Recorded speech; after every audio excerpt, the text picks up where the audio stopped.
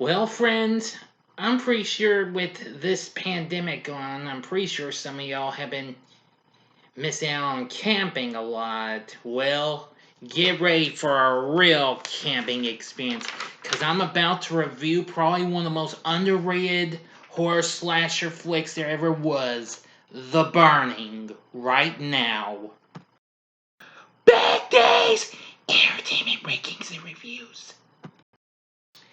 So, greetings, my fellow YouTubers, and welcome to Big D's Entertainment Rankings and Reviews.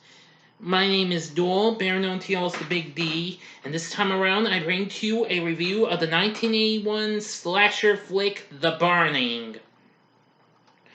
The film was originally released by Filmways and was the first film to be produced by Miramax. The film was directed by Tony Maylam. It stars Brian Matthews, Brian Backer, Lee Aries, and a host of others, plus also a young Jason Alexander, as a matter of fact, in one of his first few movies, and also Fisher Stevens and Holly Hunter. Anyway, now this tells the story about a summer camp caretaker who is horribly burned from a prank gone wrong. Sound familiar? Just more different than what we would get with the story of Freddy Krueger a few years later in Nightmare on Elm Street. And years later, he is up and going because he survived and is about to target the people responsible in a nearby summer camp. I will tell you that this is a pretty darn good scary movie. I absolutely think it's pretty cool. Anyway, this is actually based on the New York urban legend of the Cropsey Maniac.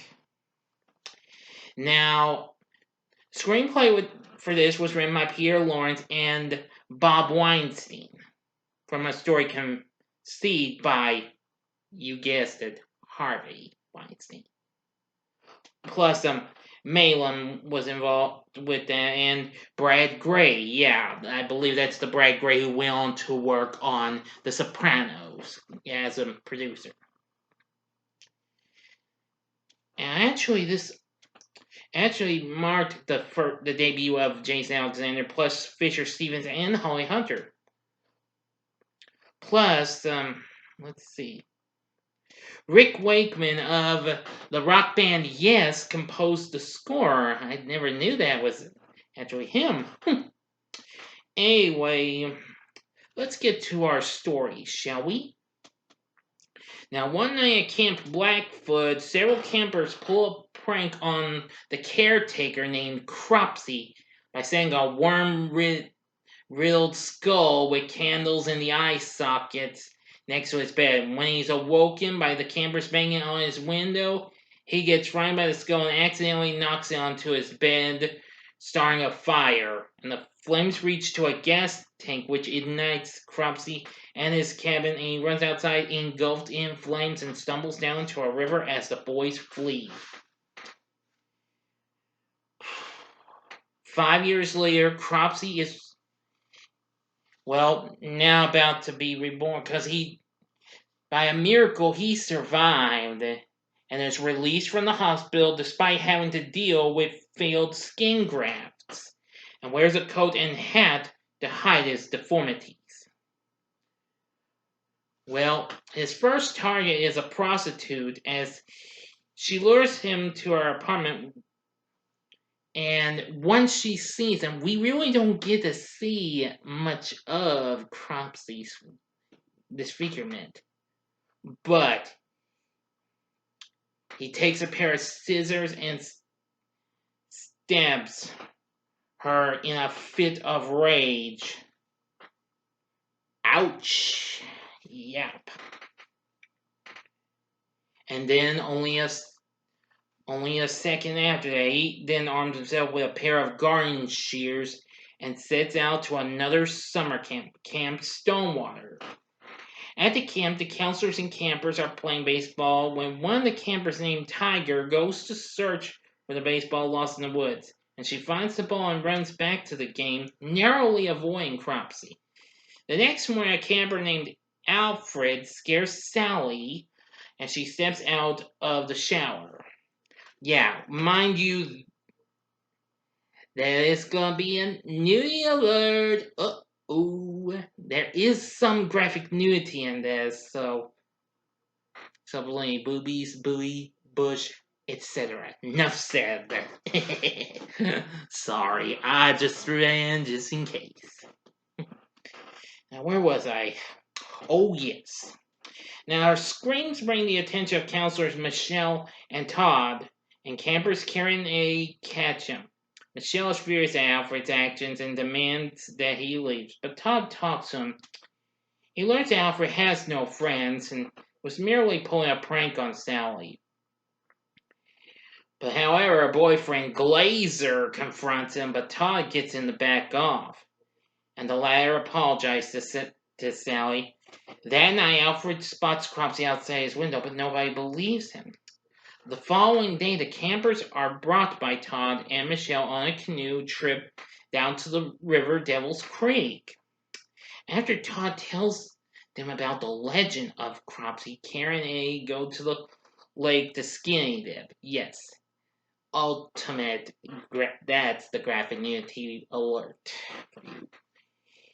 He leaves upset when she reconsiders having sex with him, and Karen leaves the lake to find her clothes scattered in the woods.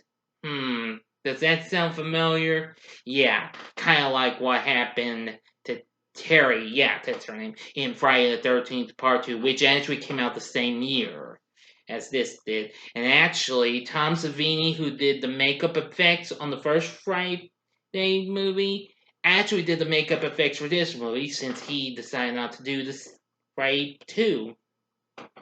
Now, as she collects her clothes, Cropsy slashes her throat with his shears. Yikes. The next morning, Michelle finds Karen and the canoes missing. Eddie, Fish, Woodstock, Marine, and Barbara search for the canoes on a makeshift raft. They spot a canoe and paddle to it, but here comes the best part of this movie. Cropsy ambushes them by jumping out from the canoe and savagely murdering them all with his shears, stabbing them, cutting fingers, and that's gonna hurt to all of them. Yikes.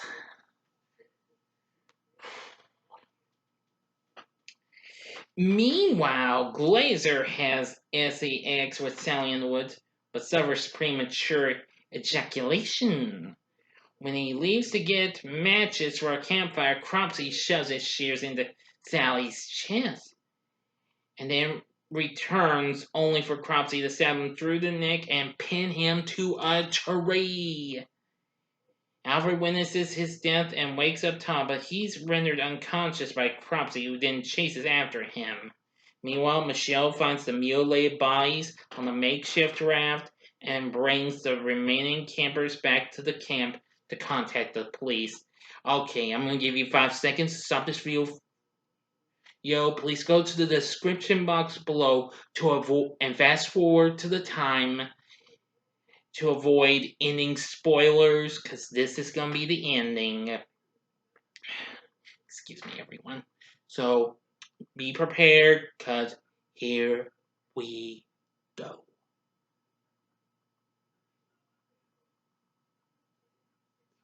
Okay, you've been warned. Well, Todd regains consciousness and chases after Cropsy with an axe, but he grabs Alfred inside an abandoned mine shaft and pins him to the wall with his shears. Todd discovers Karen's body and sees Cropsy armed with a flamethrower, where he begins to remember being involved with the prank. Yes, Todd actually soon remembered. Yes, Todd was one of those guys that was involved with the prank to Cropsy long ago. He's soon attacked by Cropsy, who reveals his disfigurement. Boy, it looks freaky. Yeah. And Alfred frees himself to stab Cropsy with his own shears before they can leave Cropsy reappears and Todd ultimately slams the axe into his face, killing him. And Alfred ignites his body with his own flamethrower, Cropsy, and they make their way outside to Michelle, who brought the police with her. As Cropsy's body burns away at a campfire, another group of teenagers are seen retelling the story of Cropsy. And that's the end. So, what did I think of The Burning? I gotta say, it was good. This is a slasher I would definitely highly recommend. I'm not asking the question. This is a hell yeah. This is a horror flick you need to see. If you like Friday the 13th, I think you're gonna love The Burning. This was definitely really cool. Now, the film may not have been a big success at the box office, but it has become a cult classic to this day. Now, let me see now.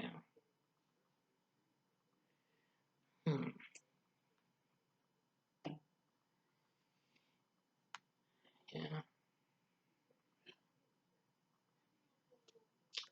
Anyway, there were several people who dissed this, most notably Leonard Maltin, who calling it a bomb, an awful Friday the 13th ripoff. But anyway, but it's gotten some good response because it's mostly close to mixed to positive.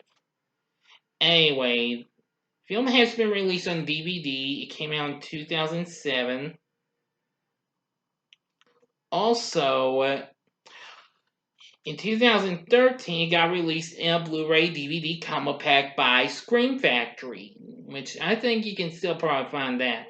But anyway, I have seen The Burning a few times, not a whole lot, but I have seen this, and I think it's a great movie. It's a bit underrated, but still good. I think the cast was pretty good. I did like, let's see, the score from Rick Wakeman. Also, now here's something I find interesting. The editing in this movie was done by Jack Shoulder, who a few years later would go on to direct Nightmare on Elm Street Part 2, Freddy's Revenge. Yeah. If I'm not mistaken. Yep, that would be him. I had to be sure. So anyway, I think The Burning is worth checking out. If you've encountered this movie, check it out. I'd say you won't be disappointed. Now, what did you think of The Burning? Please feel free to tell me in the comments section below. If you like this video, click the like button, subscribe to my channel as well, and be a part of the Big D Nation.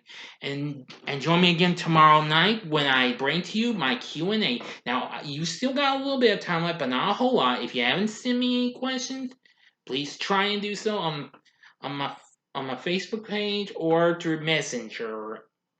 Okay?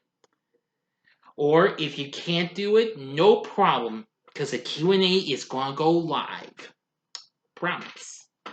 But anyway, thank you very much for watching. Now, if you liked what you saw, you can check out these other camp slashers. You can check out these two. In the upper left-hand corner is my review of Friday the 13th, the original classic. The upper right-hand corner is my review of Sleepaway Camp, which came out a couple years later. And as a little bonus, since I'm going to be going live tomorrow, I thought I'd give you a bonus of my little test vid of Big D Live.